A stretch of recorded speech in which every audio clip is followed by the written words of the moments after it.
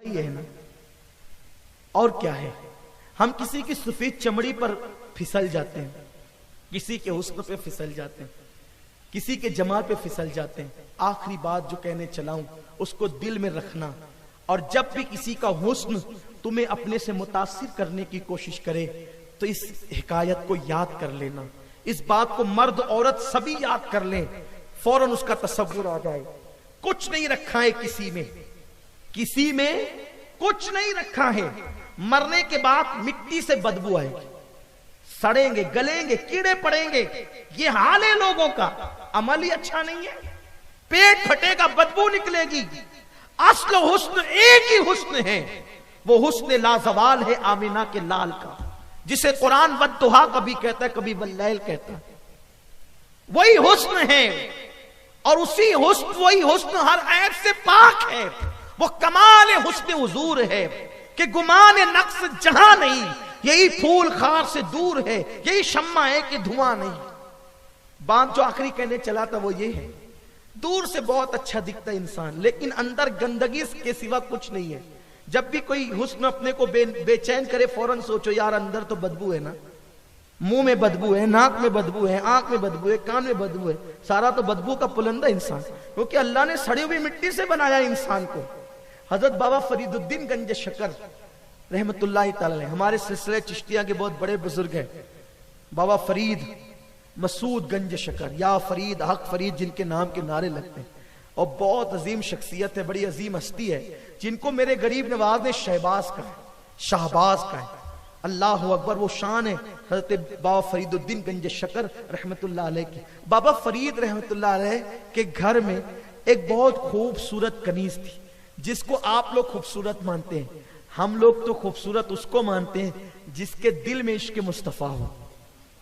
उससे ज्यादा हुस्न कहां होगा, क्योंकि बिलाल इसीलिए तो हिलाल को शर्माता है ना, बिलाल हिलाल को इसीलिए शर्माता है कि बिलाल के पास इश्क मुस्तफा है। अल्लाह अकबर, बल्कि बिलाल तो हुराने बहिश्त के लिए भी रश्क का जरिया है, क्योंकि जो इश्क खुदा ने बिलाल को दिया है वो किसी का और का क्या हिस्सा हो सकता है। बाबा फरीद के यहां बहुत खूबसूरत कनीज थी। बाबा फरीद की खानका में एक शख्स मुरीद हो गया, और अभी जल्दी से मुरीदी में, अभी तरबियत में था। अच्छा, कभी ऐसा भी होता है ना कि कोई बंदा अगर किसी आलिम की सोहबत में रहने लग जाए, किसी तंजीम से वाबस्ता हो जाए, वो कोई गलती करे ना, और देखो देखो देखो, देखो क्या गलती किया। अरे मेरे अजीज, आदमी किसी आलिम की सोहबत में रह के फरिश्ता थोड़ी हो जाता है। और फलां के भाई ने किया, फलां के बेटे ने किया, फलां के भतीजे ने किया। याद रखिए, फलां ने नहीं किया ना। अगर किसी का भाई, बेटा, भतीजा मुरीद करता है तो मुरीद मुरीद है, पीर पीर है, तो मुरीद की गलती से पीर को थोड़ी बदनाम किया जा सकता है। बाबा फरीद ने अपने मुरीद की भी तरबियत ही कर रहे थे, दरमियान में तो एक चीज थी, घर पे भेजना था। बाबा फरीद ने उसको दे दिया, बेटे जाओ घर दे के आओ।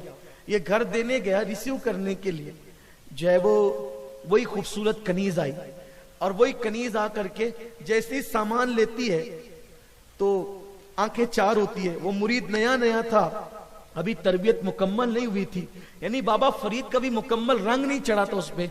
वो बहक गया, और सामान देकर खानका में आने की बजाय वो चला गया अपने घर। अब बाबा फरीद के यहाँ वो नहीं आया, अब बाबा फरीद के यहाँ नहीं आया, कई दिन गुजर गए। हमारे बुजुर्गों का तरीका ये था कि जब कोई नहीं आता तो उसके बारे में पूछते। तो बाबा फरीद ने पूछा, अरे वो फलाना नहीं आता, वो जो नया नया मुरीद हुआ था? आओ बाबा साहेब, असल में बात ये है कि वो आपकी कनीज से इश्क करने लग गया। आपने कहा ओहो अच्छा ऐसी बात है, का इश्क करने लग गया? कहाँ? और उसको बुलाओ।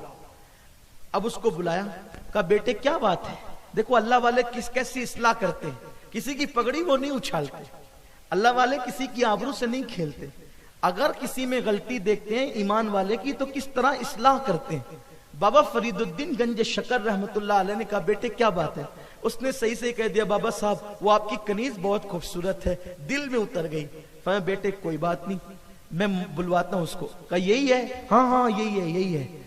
आपने फरमाया नाजायज मोहब्बत है ना, उसको जायज में तब्दील कर देते हैं, इसके साथ तेरी शादी कर देते हैं, ठीक है, इसके साथ तेरा निकाह कर देंगे, शादी कर देंगे, तो फिर तो इसको लेके चलिए जाना। यहां ये बात भी है, ये जो बच्चियां कभी इनके कदम फिसलते हैं ना, क्यों फिसलते हैं? लड़कों से तो 1000 बार पूछा जाता है कि ये लड़की तुझे पसंद है कि नहीं, लेकिन लड़की से एक बार भी हम नहीं पूछते कि लड़का भी तुझे पसंद है कि नहीं। और बगैर पूछे उसका किसी भी जगह रिश्ता तय कर देते। लड़की कहती ना मुझे वो लड़का पसंद नहीं है, तो माँ अपना दुपट्टा उसके कदमों में डाल देती है, बेटी मेरी आबरू तुझे रखना होगी। अरे ये कैसी बात है? आपने लड़के से तो 50 बार पूछा कि लड़की पसंद है कि नहीं, लड़की से क्यों नहीं पूछते कि लड़का पसंद है कि नहीं? जबकि लड़की का भी हक है कि माँ बाप रिश्ता करने से पहले पूछे कि पसंद है कि नहीं, और लड़की को यह भी हक है उसको पसंद है तो वो हाँ कहे, ना पसंद है तो वो ना कहे। हुजूर अलैहिस्सलाम ने अपनी बेटी का रिश्ता इतने खूबसूरत से अली के साथ जब करना चाहा तो रसूल पाक ने पूछा, फातिमा मैं तेरा रिश्ता अली के साथ करना चाहता हूं, तुझे पसंद है कि नहीं? लेकिन वो नबी की बेटी थी ना, जबान से ना हाँ कहा ना हाँ कहा, मुस्कुरा दिया और 2 आंसू निकल गए। हुजूर कहते हैं इसी का नाम इजाजत है। मुस्कुरा कर चुपके से आंसू निकल जाए, इसी का नाम।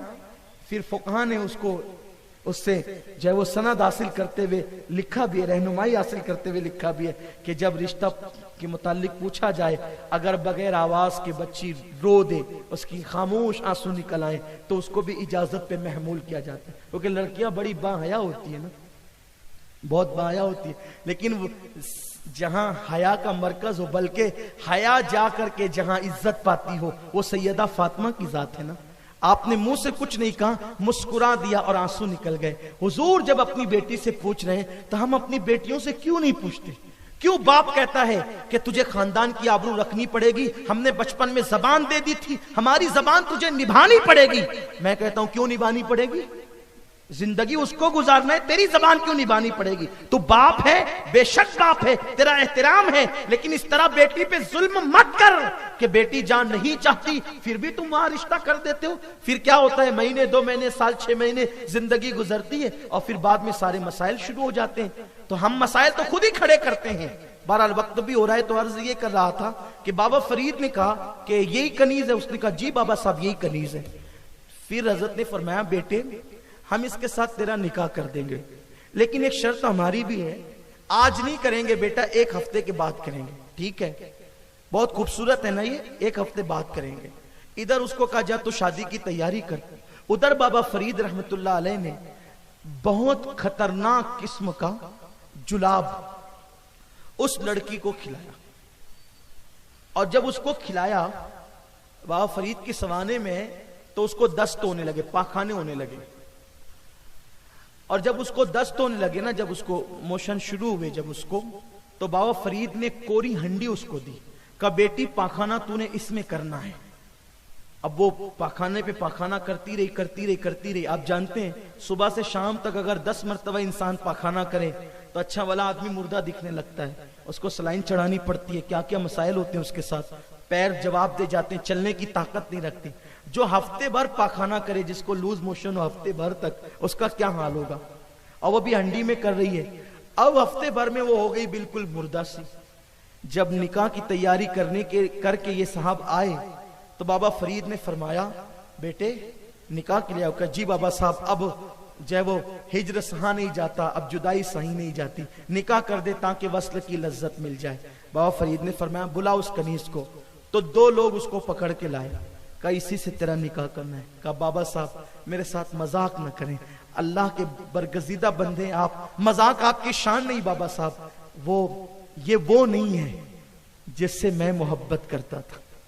ये वो, बहुत गौर से सुनना मेरे नौजवान, रिक्शा में बैठकर, 2 व्हीलर पे बैठकर, गली के कोनों में छुपकर, छत पर छुपकर, बिस्तर में छुपकर जिन लड़कियों से तुम बातें करते हो ना, उनके हुस्न की बुनियाद पर मेरे दिल का दर्द सुन लो,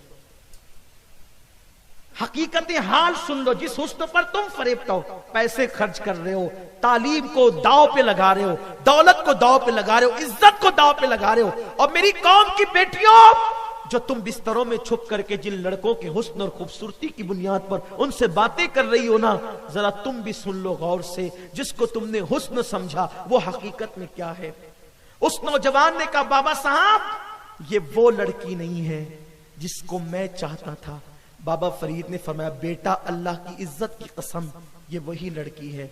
लेकिन चीजें दो थी, एक तो लड़की थी और दूसरा लड़की की खूबसूरती और हुस्न था। दो चीजें थी। तू किससे प्यार करता था, लड़की से या हुस्न से? वो चुप रहा। फरमाया बेटा, अगर तू लड़की से प्यार करता था तो ये लड़की वही है, और अगर तू हुस्न से प्यार करता था, खूबसूरती से प्यार करता था, तो हुस्न को मैंने एक ठिलिया में, एक हांडी में जमा कर लिया है, निचोड़ दिया है। उसने कहा वो हुस्न कहां है? तो बाबा फरीद ने वही हांडी उसके सामने पेश की तो उसको बदबू आई। उसने चेहरा फेर लिया और उसको उस दिन पता चला कि जिन खूब बड़ी आंखों को मैं हुस्न समझ रहा था, जिन उभरे हुए गालों को मैं हुस्न समझ रहा था, जिन रेशमी बालों को मैं हुस्न समझ रहा था, वो तो ये बदबू है। और बाबा फरीद ने उसको समझा दिया हुस्न का फलसफा, हुस्न ये नहीं है, ये तो बदबू है। असल हुस्न नाम है इश्क मुस्तफा का, असल हुस्न नाम है ईमान का, असल हुस्न नाम है तकवा का, असल हुस्न नाम है परहेजगारी का, असल हुस्न नाम है अल्लाह की खशियत का, असल हुस्न नाम है इस्लाम और कानून इस्लाम पे अमल करने का, असल हुस्न नाम है रिज़्क़ हलाल खाने का।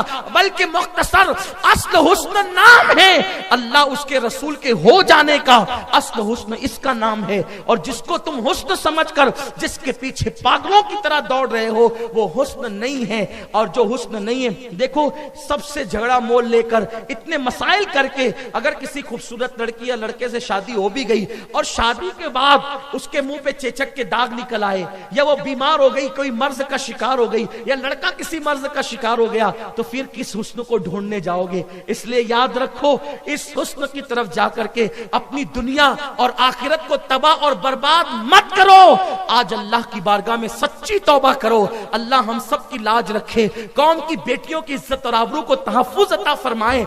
आज के बाद अगर कोई मेरा नौजवान, आज के बाद कोई मेरा नौजवान किसी से दिल नहीं लगाए, दिल मदीने वाले मुस्तफा से लगाए। बोलो करोगे ना इंशाल्लाह?